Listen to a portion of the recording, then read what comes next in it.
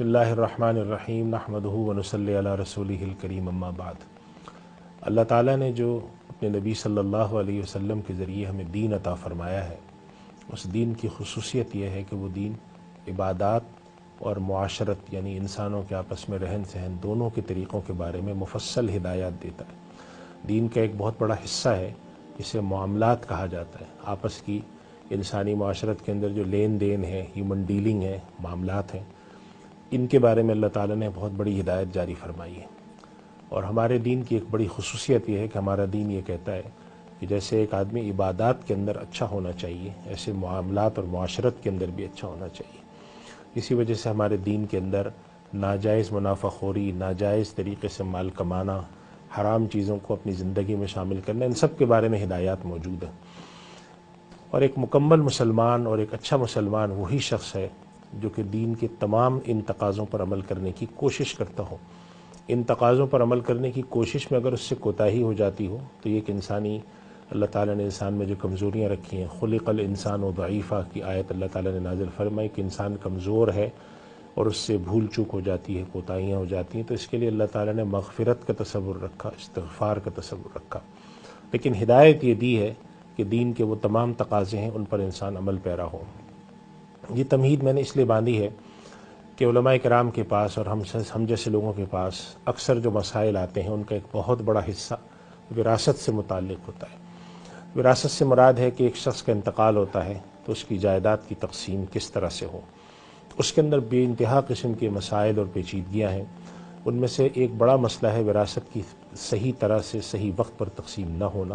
اور دوسرا مسئلہ ہے وراثت کے اندر موجود چیزوں کے بارے میں صحیح معلومات نہ ہونے کی وجہ سے تقسیم میں جھگڑا ہونا،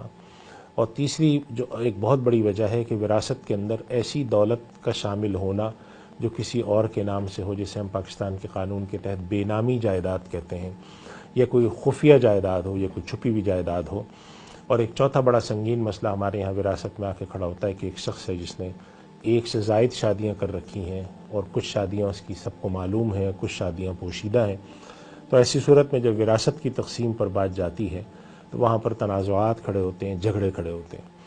اللہ سبحانہ و تعالیٰ کی جو تعلیم انسان کو ہے اس کے اندر وراثت کے احکام سب سے زیادہ کھول کے واضح کیے گئے ہیں۔ اتنے واضح ہیں کہ اس کے اندر اللہ تعالیٰ نے ایک ایک مسئلے کی کئی صورتیں بھی بیان فرمائی ہیں کہ اگر ایک شخص انتقال کر جائے، اس کی اولاد ہو تو کیا حکم ہے، اولاد نہ ہو تو کیا حکم ہے، شادی شدہ ہو تو کیا حکم ہے، غیر شادی شدہ ہو تو کیا حکم ہے۔ ان تفصیلات کی روشنی میں علماء کرام نے اس وراثت کے علم کا ایک نام جو مشہور ہے وہ ہے علم الفرائض۔ فرائض فریضہ کی جمع ہے، اور فریضہ عام طور پہ ہم ان چیزوں کو کہتے ہیں جو کہ لازم اور فرض ہوتی ہیں۔ وراثت کو علم الفرائض کہنے کی جو ایک وجہ علماء بیان فرماتے ہیں وہ یہ ہے کہ اللہ تعالیٰ نے اس میں جو حصے کھول کے بیان فرما دیے ہیں وہ لازم اور متعین ہیں۔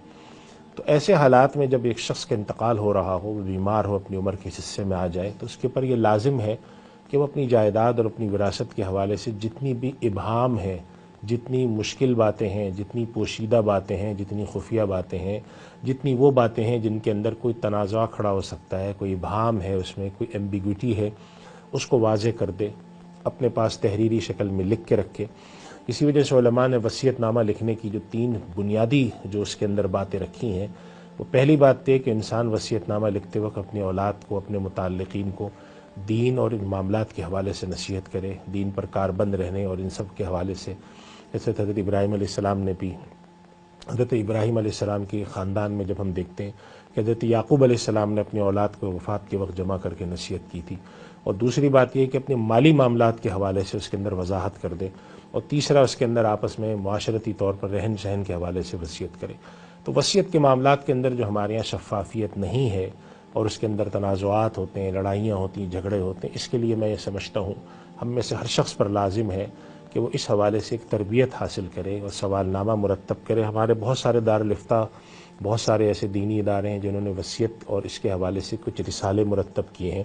ہمیں چاہیے کہ ہم اس کے حوالے سے اپنے اندر ایک فکر پیدا کریں۔ انسان کے اندر جب فکر پیدا ہوتی ہے تو اس کے بارے میں انسان تلاش کرتا ہے، انٹرنیٹ پہ دیکھتا ہے، ماہرین کے پاس جاتا ہے، کوئی شخص بیمار ہو جاتا ہے، اس کو شوگر ہوتی ہے تو وہ شوگر کے حوالے سے چیزیں تلاش کرتا ہے، کسی کے اگر گردے میں مسئلہ ہو تو وہ گردے کے حوالے سے چیزیں دیکھ کر اس کو کچھ نہ کچھ معلومات ہوتی ہیں۔ وراثت کے حوالے سے بھی اپنی زندگی کے اندر کچھ نہ کچھ معلومات حاصل کریں، تھوڑی بہت انفارمیشن جمع کریں،